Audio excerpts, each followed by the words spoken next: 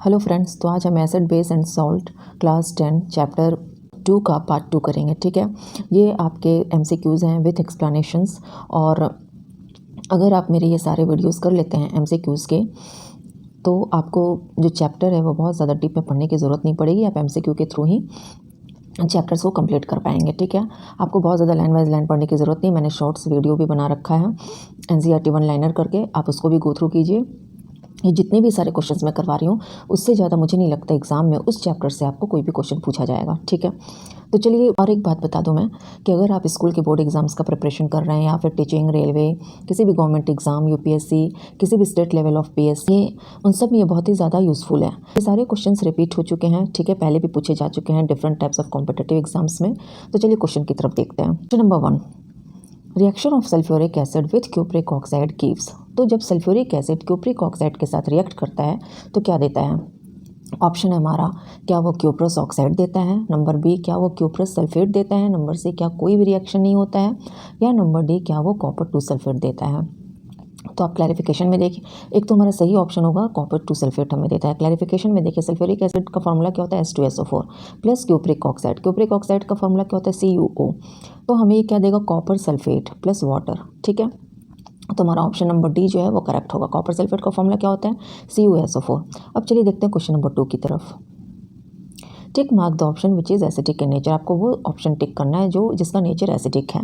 Milk, सबसे पहले तो देखिए इसमें जो करेक्ट ऑप्शन होगा वो हमारा विनेगर एंड एंटीस्टिंग होगा, क्योंकि दोनों ही एसिडिक होता है। बाकी सारे ऑप्शन में एक एसिडिक है तो एक बेसिक है।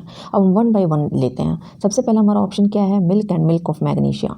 तो आप यहाँ पर देखिए, मिल्क में क्या होता है, कौन सा एसिड होता है? तो लैक्टिक एसिड होता है। और मिल्क ऑफ मैग्नीशिया जो है वो बेसिक होता है।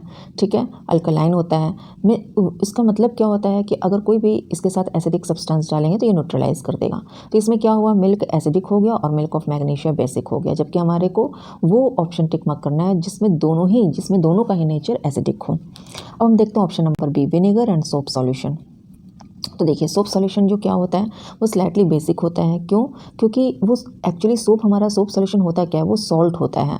किसका सॉल्ट होता है? Strong base and weak acids का सॉल्ट होता है। लेकिन एसिड वीक हो या स्ट्रॉन्ग हो और बेस वीक हो या स्ट्रॉन्ग हो, एसिड की वजह से बेस जो है वो कुछ हद तक वीक ज़रूर हो जाता है। ठीक है, तो भले ही हम स्ट्रॉन्ग बेस यूज़ करते हैं सोप्स बनाने के लिए, लेकिन जब वो वीक एसिड के कांटेक्ट में आता है तो कुछ हद तक वो न्यूट्रलाइज हो जाता है। ठीक है, इसलिए सोप सॉल्यूशन जो है स्लाइटली बेसिक होता है। तो ये तो हमारा ऑप्शन गलत हो जाएगा। विनेगर जो है वो एसिडिक होता है। ठीक है, वो विनेगर एक्चुअली होता क्या है? तो ये solution of acetic acid and water होता है। एसिटिक एसिड जो है वो विनेगर को एसिडिक बना देता है। ये जो है विनेगर, ये बनता कैसे है? तो विनेगर में जो है वो शुगर होता है, जिसमें कि आपका फ्रूट्स, वेजिटेबल्स एंड ग्रेन्स, ठीक है, इन सब के साथ शुगर होता है। ईस्ट जो है पहले शुगर को अल्कोहल में फर्मेंट कर देता है और उसके बाद वो एसिटिक एसिड में कन्वर्ट हो जाता है। इसके द्वारा तो बैक्टीरिया के द्वारा। एसिटिक एसिड जो है वो विनेगर को स्ट्रांगली एसिडिक बना देता है और उसका पीएच क्या हो जाता है? 2 to 3, दैट इज़ अप्रॉक्स 4। तो मोस्ट विनेगर्स जो है उसका पीएच जो है वो 2 से 3 होता है और उसका जो स्ट्रेंथ है वो 4 to 8% होता है। तो ऑप्शन नंबर सी देखिए, विनेगर एंड एंटी स्टिंग। ठीक है, तो एंटी स्टिंग क्या होता है? एंटी स्टिंग में जो एसिड होता है वो होता है फॉर्मिक एसिड और मिथेनोइक एसिड। ठीक है, एंटी स्टिंग में कौन सा एसिड प्रेजेंट होता है? फॉर्मिक एसिड और मिथेनोइक एसिड। केमिकल फॉर्मूला क्या होता है मिथेनोइक एसिड का? तो HCOOH, और ये सिंपलेस्ट कार्बोक्सिलिक एसिड होता है। ठीक है, ये जो है वो उन चींटियों के लिए भी काफ़ी घातक होता है, क्योंकि जो भी चींटियाँ जो अपना डंक मारती तो उन चींटियों के लिए भी ये काफ़ी घातक हो जाता है, क्योंकि डंक मारने के बाद उनका डंक क्या हो जाता है? वो नष्ट हो जाता है और वे जबरन अपनी जहरीली ग्रंथि से फॉर्मिक एसिड छोड़ते हैं। ठीक है, तो दैट इज़ कॉल्ड एंटीस्टिंग। अब एंटीस्टिंग तो एसिडिक है, लेकिन विनेगर क्या हो गया? ऊपर हमने देखा है विनेगर को, देखिए विनेगर क्या है? तो विनेगर भी एसिडिक है, एंटीस्टिंग भी एसिडिक है और विनेगर भी एसिडिक है। इसलिए हमारा जो करेक्ट ऑप्शन होगा वो क्या होगा? Vinegar and antisting. अब हम ऑप्शन नंबर डी भी देख लेते हैं, जिसमें क्या है हमारा? Distilled water and grapes. अब देखिए डिस्टिल्ड वाटर क्या होता है, ये प्योर फॉर्म ऑफ वाटर होता है जिसमें कोई भी आयंस प्रेजेंट नहीं होता है। इसका मतलब ये डी आयोनाइज्ड वाटर होता है। इसमें हाइड्रोजन और ऑक्सीजन एटम्स होते हैं। इस वजह से चूंकि ये प्योर फॉर्म ऑफ वाटर होता है, इसमें कोई आयंस नहीं होता है, इस वजह से ये न्यूट्रल होता है। ठीक है, इसका पीएच क्या होता है, न्यूट्रल होता है। मतलब ये ना ही एसिडिक होता है ना ही बेसिक होता है। अगर हम blue and red litmus paper use करें तो इसका जो न्यूट्रल नेचर है वो हम कन्फर्म कर सकते हैं। अब डिस्टिल वाटर वाटर जो है वो न्यूट्रल होता है, तो इसका कोई भी इफेक्ट नहीं आएगा लिटमस पेपर पे, चाहे आपका लिटमस पेपर ब्लू हो या रेड हो। अब ग्रेप्स को देखिए, ग्रेप्स जो है वो माइल्डली एसिडिक होता है। ठीक है, उसका पीएच लेवल क्या होता है, 3.5 से 4.5 तक का होता है। तो आपको एग्जाम में पीएच लेवल भी पूछा जा सकता है, इसलिए आप अलग अलग जो भी चीज़ें जो मैं बता रही हूँ, जिनका पीएच मैं बता रही हूँ, उसका एटलीस्ट उन चीज़ों का पीएच आप ज़रूर याद कर लेना। तो ऐसा क्यों होता है, ग्रेप्स जो माइल्डली एसिडिक क्यों होता है, क्योंकि बहुत सारे फ्रूट्स जिसमें कि नेचुरल एसिड्स प्रेजेंट होता है, जैसे tartaric acid, malic acid, citric acid. तो ये एसिड जो है फ्रूट को थोड़ा टार्टनेस फ्लेवर देता है। ठीक है, उसके फ्लेवर में टार्टनेस डालता है और ये इसलिए माइल्डली एसिडिक होता है। तो ये ऑप्शन भी आपका नहीं होगा, क्योंकि ग्रेप्स एसिडिक ही हो गया और डिस्टिल वाटर जो है न्यूट्रल हो गया। तो हमारा करेक्ट जो आंसर है वो तो हमने देख लिया, क्या है आंसर हमारा, विनेगर एंड एंटिस्टिंग, क्योंकि दोनों ही एसिडिक, और यही हमें करेक्ट ऑप्शन टिक करना था। चलिए क्वेश्चन नंबर 3 देखते हैं। What is formed when sodium hydroxide reacts with aluminium metal. जब हम सोडियम हाइड्रोक्साइड को एल्युमिनियम मेटल के साथ रिएक्ट करते हैं तो क्या फॉर्म होता है। आप क्लैरिफिकेशन में देखिए, मैंने रिएक्शन दिखाया है। सोडियम हाइड्रोक्साइड का मतलब क्या है, NaOH, और वो किसके साथ, वो एल्युमिनियम मेटल के साथ रिएक्ट कर रहा है। ठीक है, तो Al प्लस Al, फिर वो क्या दे रहा है, तो वो दे रहा है सोडियम एल्यूमिनेट, जिसका फॉर्मूला होता है NaAlO2 plus water, plus hydrogen. ठीक है, तो रिएक्टेंट में हमें sodium hydroxide and aluminium metal दिया हुआ है, लेकिन उसमें हमें खुद की तरफ से वाटर ऐड करना है, तभी हमारा ऑप्शन नंबर डी सही हो जाएगा। हाइड्रोजन गैस रिलीज हो जाएगा और हमारा जो फॉर्मेशन होगा वो किस चीज़ का फॉर्मेशन होगा, सोडियम एल्यूमिनेट। क्वेश्चन नंबर 4 देखते हैं। How many grams of alkali NaOH means sodium hydroxide is neutralized by 6.1 grams of benzoic acid। benzoic acid का फॉर्मूला क्या है, C6H5COOH। ठीक है, तो हमें यहाँ बताना है कि ये जो अल्कली है that is base, sodium hydroxide is a strong base. ठीक है, तो उसको हम कैसे न्यूट्रलाइज कर सकते हैं, कितने ग्राम ऑफ सोडियम हाइड्रोक्साइड को हम 6.1 ग्राम ऑफ बेंजोइक एसिड से न्यूट्रलाइज कर सकते हैं। तो हमारा करेक्ट ऑप्शन होगा 4 ग्राम। अब हम क्लैरिफिकेशन देख लेते हैं। सोडियम हाइड्रोक्साइड एक स्ट्रॉन्ग बेस है और इसका पीएच जो है वो 7 से ज़्यादा है, और इसके पास स्ट्रॉन्ग टेंडेंसी होता है दूसरे एसिड्स को न्यूट्रलाइज करने का, और इस तरह के रिएक्शंस को हम क्या बोलते हैं, न्यूट्रलाइजेशन रिएक्शंस। ठीक है, अब हम दिया हुआ जो न्यूमेरिकल है उसको हम देखते हैं। सबसे पहले तो हमको फाइंड आउट करना है कि कितने ग्राम्स ऑफ सोडियम हाइड्रोक्साइड चाहिए 12.2 ग्राम ऑफ बेंजोइक एसिड को न्यूट्रलाइज करने के लिए। तो सबसे पहले हम क्या फाइंड आउट करेंगे, मोलिकुलर मास। सोडियम हाइड्रोक्साइड का मोलिकुलर मास क्या होगा, सोडियम का 23 है, ऑक्सीजन का 16 है, नाइट्रोजन का 1 है। अगर हम तीनों को ऐड करें तो 40 ग्राम होता है।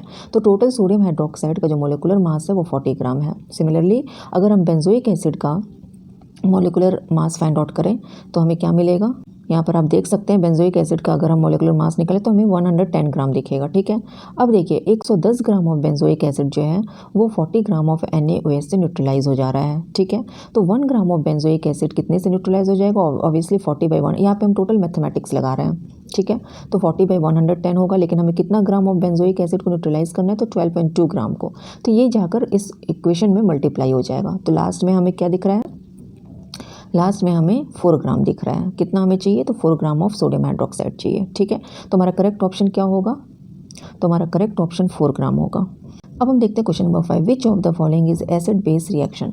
तो एसिड बेस रिएक्शन वही होता है, एक एसिड होगा एक बेस होगा और उसका जो प्रोडक्ट फॉर्म होना चाहिए वो सॉल्ट फॉर्म होना चाहिए। ठीक है, तो आप यहाँ पे देखिए कहीं पर भी आपको सॉल्ट दिख रहा है, आपका ऑप्शन नंबर बी में सॉल्ट दिख रहा है, दैट इज सोडियम क्लोराइड। ठीक है, तो ऑप्शन नंबर बी में सोडियम हाइड्रोक्साइड बेस है, HCl एसिड है, और ये दोनों रिएक्ट होकर क्या फॉर्म किया, salt, NaCl plus water release हो गया।